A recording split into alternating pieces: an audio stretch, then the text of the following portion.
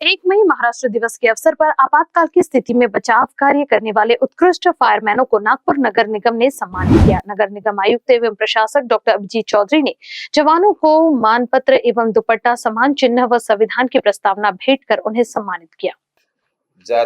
जातीय जनगणना करणे आपल्याला माहित आहे, सर्वांपुढे हा विषय आलेला आहे आणि यामधून सर्वसामान्य माणसाचं जवळपास म्हणजे आपल्याला याची कल्पना असेल की सर्वात आधी 1931 साली जातीय जनगणना झाली होती। त्यानंतर 1941 साली जातीवर आधारित जनगणना झाली जेव्हा नेहरूजी, परंतु तो प्रकाशित झाली नव्हती। मग 1951 ते 2011 प्रत्येक वेळेस जनगणना झाली, परंतु अनुसूचित जाती आणि अनुसूचित जनजातीचाच डेटा त्या ठिकाणी देण्यात आला।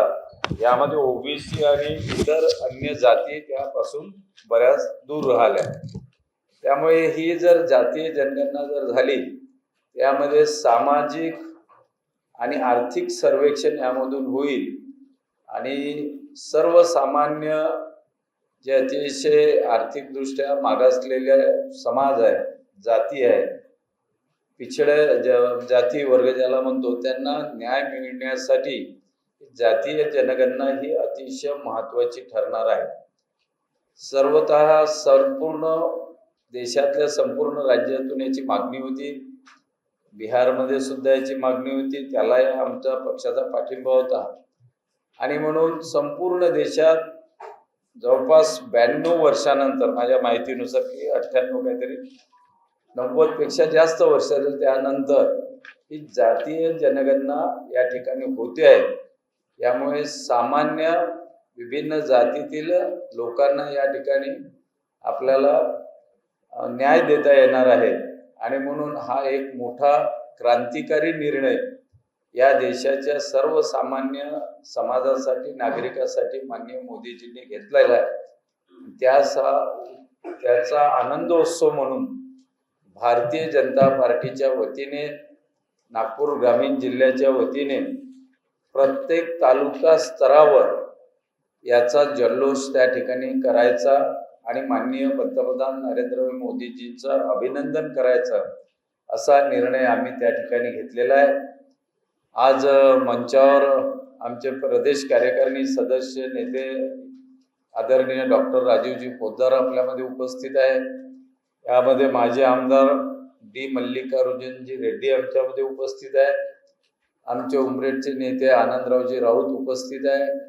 आमचे महामंत्री दिनेशजी ठाकरे, अनिलजी निदान, आदर्शजी पटले, संध्याताई गोतमारे, रिंकेशजी चौरे, गज्जूजी यादव, हे सगळे महामंत्री उपस्थित आहे। महिला आघाडीच्या अध्यक्ष अनुराधाताई अमीन आहे। आमचे नेते माजी जिल्हा परिषद अध्यक्ष रमेशजी मानकर साहेब त्या ठिकाणी आहे। अजयजी बोडारे आहे।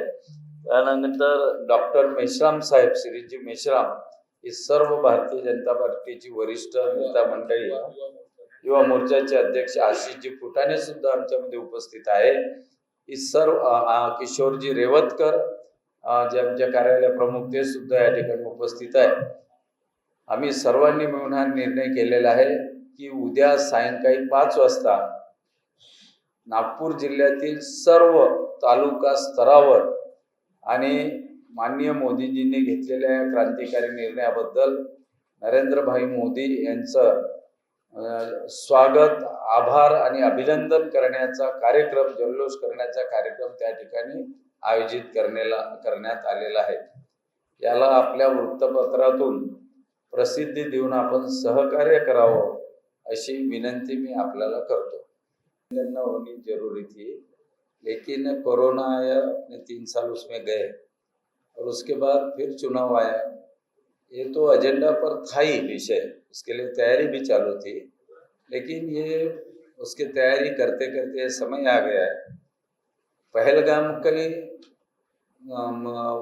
घटना और जातीय जनगणना, ये दोनों विभिन्न विषय है। पहलगाम पर सख्त कड़ी उपाय योजना आदरणीय मोदी जी करेंगे। हर 140 कोटि जनताओं की वो भावना है और वो मांग है। वो बात अलग है, लेकिन साथ में देश को आगे लेके जाना है तो जातीय जनगणना के आधार पर आर्थिक सामाजिक सर्वेक्षण करके सामान्य से सामान्य नागरिकों को न्याय देने का भी ये काम उसी का एक भाग है, करना चाहिए। केंद्र सरकार तय करेगी। आदरणीय इस देश के प्रधानमंत्री, हमारे नेता, विश्व गौरव नरेंद्र भाई मोदी जी ने 30 अप्रैल को ऐतिहासिक घोषणा की है, जो इस देश को विकास के और तेजी से लिए जाने के लिए बहुत ही महत्वपूर्ण है। जातीय जनगणना जिसकी मांग गत 90 साल से हो रही थी, जिसकी जो 2021 में होनी चाहिए थी, उसके पहले भी कांग्रेस ने बहुत बार बोला, लेकिन उन्होंने कुछ नहीं किया।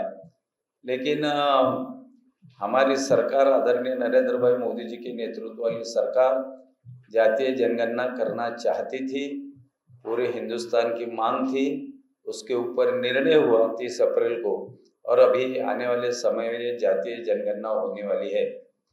जातीय जनगणना से हर जात के लोगों का सामाजिक और आर्थिक सर्वेक्षण होने वाला है, और जिसके कारण आर्थिक सर्वेक्षण के आधार पर आरक्षण की मांग सब समाज से होते आ रही है, और इसलिए आर्थिक सर्वेक्षण होना ये बहुत ही महत्वपूर्ण विषय है।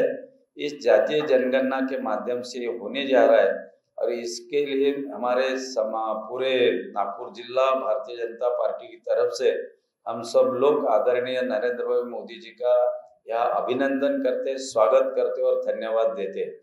और जैसा कि पूरे जिले में हम प्रवास कर रहे हैं, हमारे सारे नेता आज के पत्रकार परिषद में यहाँ उपस्थित है, हम सब ने देखा है कि समाज में इसका बहुत ही अच्छा प्रतिसाद है, उत्साह है और आनंद है।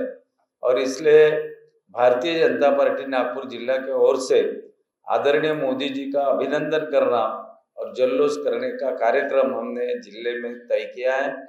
जिले में 15 पंचायत समिति सर्कल है, पंचायत समिति के कार्यालय है।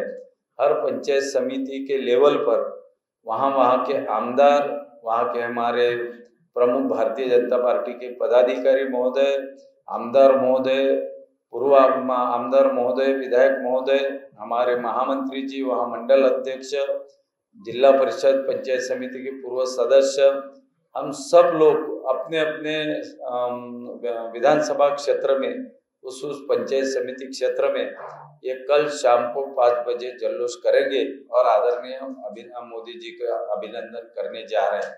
आपके माध्यम से ये बातमी सब जनता तक पहुंचने के लिए मैं आप सबसे विनती करता हूँ। अब प्लॉट्स की खरीदी पर पाइए 4 days 3 night की free Goa trip Fortune Infra के साथ, वो भी 80% बैंक फाइनेंस के साथ। प्राइम लोकेशन प्लॉट्स जो आपके भविष्य और परिवार को सफल और समृद्ध बनाएगा। प्लॉट्स जो बेसा चौक से है महज 10 मिनट की दूरी पर, आकर्षक एमिनिटीज के साथ, जिसमें है green gym, smart cement road, paver blocks, footpath, garden, community sitting area, electricity के साथ ड्रेनेज और सीवरेज लाइन की सुविधा भी। तो आज ही अपना गोवा ट्रिप जाने का प्लान करें हमारे यानी फॉर्च्यून इंफ्रा के साथ। तो अभी कॉल करके अपना प्लॉट बुक कीजिए और 9503571928 पर। ऑफर सीमित समय के लिए।